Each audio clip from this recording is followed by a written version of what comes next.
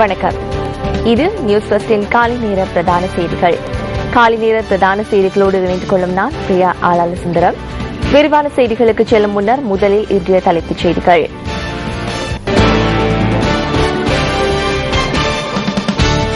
இலங்கை மீனவர்கள் 10 பேர் தொடர்ந்தும் இந்தியாவில் தடுத்து வைக்கப்பட்டுள்ளதாக கடல் தொழில் திணைக்களம் தெரிவிப்பு. கடந்த 2 தினங்களில் இடம்பெற்ற வாகன விபத்துகளில் 6 பேர் உயிரிழந்துள்ளதுடன் மேலும் 56 பேர் காயம். பாஸ்டனில் இடம்பெற்ற குண்டு தாக்குதலில் உயிரிழந்தவர்களுக்காக நடாத்தப்பட உள்ள சமய வழிபாடுகளில் அமெரிக்க ஜனாதிபதி கலந்து கொள்ள உள்ளார்.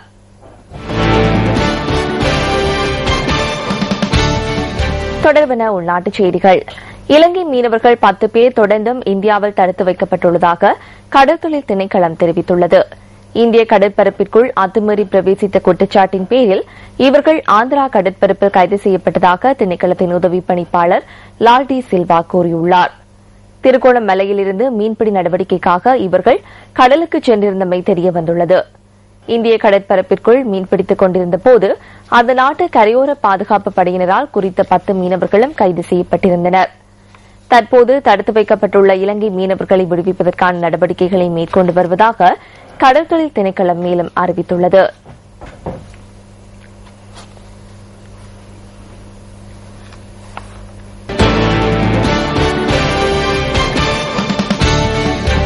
சித்திரை வருட பிறப்பை முன்னிட்டு சொந்த இடங்களுக்கு சென்ற மக்கள் மீண்டும் கொழும்புக்கு திரும்புவதற்காக போதிய அளவு பஸ்களை சேவையில் ஈடுபடுத்தியுள்ளதாக தேசிய போக்குவரத்து ஆணைக்குழு தெரிவித்துள்ளது.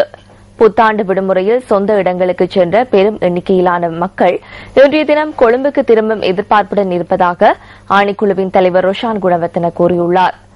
இந்த நிலையில் தலைநகருக்கும் ஏனைய முக்கிய நகரங்களுக்குமான பஸ் சேவைகள் அனைத்து பகுதிகளிலும் இருந்து முன்னெடுக்கப்படுவதாக அவர் சுட்டிக்காட்டியுள்ளார். ஒரே சந்தர்ப்பத்தில் பெருந்திரளான மக்கள் பஸ் தரிப்பிடங்களுக்கு வரலாம் என எதிர்பார்க்கப்படுவதால் அவர்களுக்கு தேவையான போக்குவரத்து வசதிகளை செய்து கொடுப்பதற்கான ஏற்பாடுகள் மேற்கொள்ளப்பட்டுள்ளதாக தேசிய போக்குவரத்து ஆணைக்குழு தெரிவித்துள்ளது. இதன் காரணமாக பஸ்களுக்காக மக்கள் நீண்ட வரிசையில் காத்திருக்க வேண்டிய தேவை ஏற்படாது என ஆணைக்குழுவின் தலைவர் நம்பிக்கை வெளியிட்டுள்ளார். அத்தோடு பயணிகளிடம் அதிக கட்டணங்களை அறவிடும் பஸ் ஊழியர்களை கண்டுபிடிப்பதற்கான விசேட சுற்றி வளைப்புகளும் மேற்கொள்ளப்படுவதாக தேசிய போக்குவரத்து ஆணைக்குழு அறிவித்துள்ளது.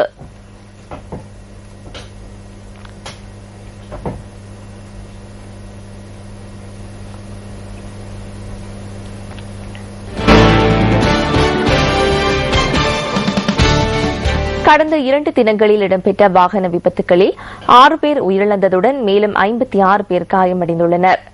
15ஆம் தேதி முதல் 40க்கும் மேற்பட்ட வாகன விபத்துகள் இடம்பெற்றுள்ளதாக போலீஸ் ஊடக பேச்சாளர் போலீஸ் அத்தியட்சகர் புத்திக ஸ்ரீவர்த்தன தெரிவித்துள்ளார். முல்லைத்தீவு, நுவரெலியா, சீதாவாக்கபுர, நீர்கொழும்பு ஆகிய பிரதேசங்களில் இடம்பெற்ற வாகன விபத்துகளில் மரணங்கள் சம்பவித்துள்ளன. குறித்த காலப்பகுதியில் மதுபோதையில் வாகனம் செலுத்திய 239 சாரதிகள் கைது செய்யப்பட்டதாகவும் போலீஸ் ஊடக பேச்சாளர் மேலும் குறிப்பிட்டுள்ளார்.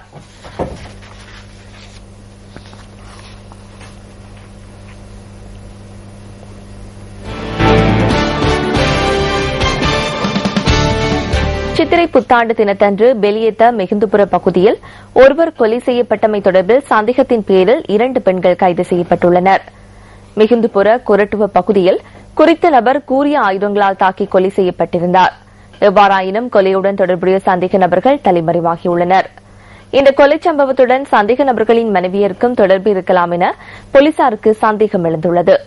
அதற்கமைய குறித்த 2 பெண்களும் கைது செய்யப்பட்டதாக போலீசார் தெரிவித்தனர். அவர்கள் இன்று நீதிமன்றத்தில் ஆஜர்படுத்தப்பட உள்ளனர்.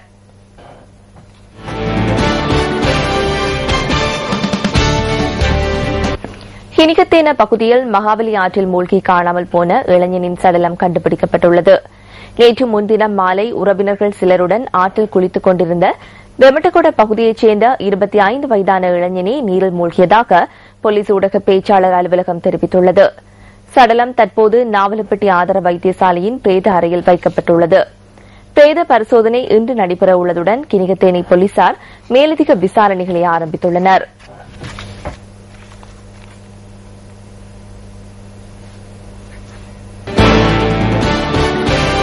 இலங்கை மத்திய வங்கி வெளியிட்டுள்ள வெளிநாட்டு நாணயங்களுக்கான கொள்வனவு மற்றும் விற்பனை விலைகளை சுமந்து வரும் பிஸ்வஸ் தொகுப்பு அடுத்து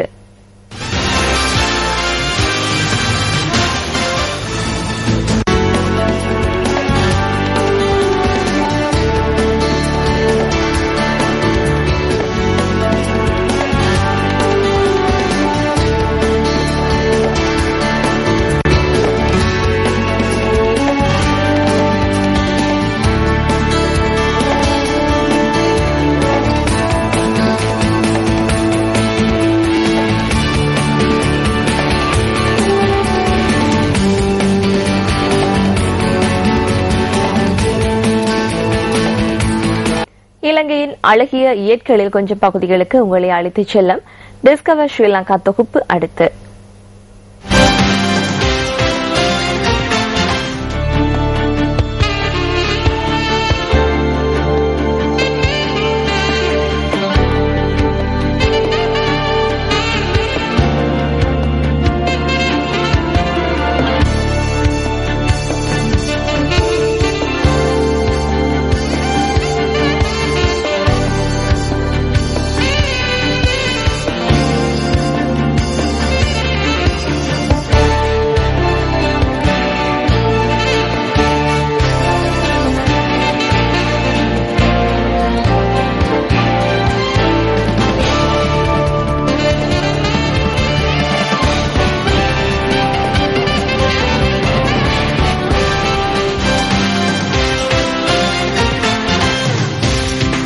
இதுடன் நமது காலை நேர பிரதான செய்திகள் நிறைவு பெறுகின்றன. நமது மணித்தியால செய்திகளை 10:25க்கும், மதிய நேர பிரதான செய்திகளை பிற்பகல் 1 மணிக்கும் எதிர்பாருங்கள். வணக்கம்.